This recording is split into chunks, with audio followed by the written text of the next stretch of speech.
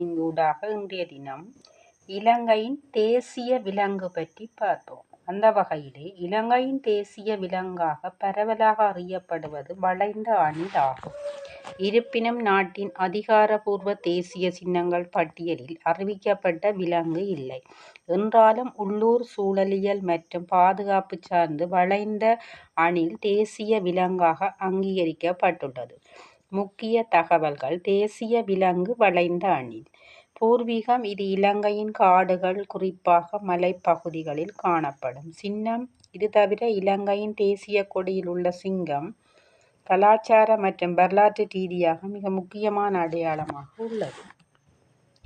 கூடுதல் தகவல்கள். தேசிய மரம் இலங்கையினுடைய தேசிய மரம் நாகமரம். தேசிய மலர் நீலநீர் அல்லி.